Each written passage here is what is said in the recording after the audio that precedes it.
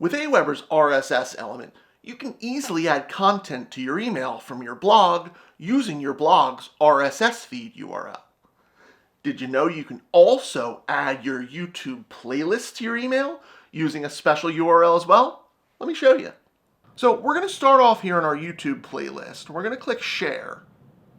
Then we're going to grab the string of characters at the end of our share link. This is our playlist ID. So let's copy this to our clipboard. So what you're seeing right here is a URL that you can use to share any playlist. You just have to add that set of characters that we grabbed, your playlist ID, right here. So we'll paste it in. Then we'll copy the entire thing over to our clipboard. And over in Aweber, we'll grab the RSS feed element, drag it in, and we'll paste in our feed URL containing our unique playlist ID. And there it is. So now when somebody gets one of these emails, we'll go over to Preview. They can click through and watch your video.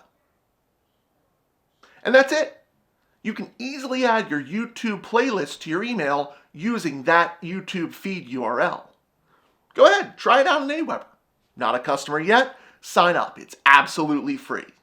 Until next time.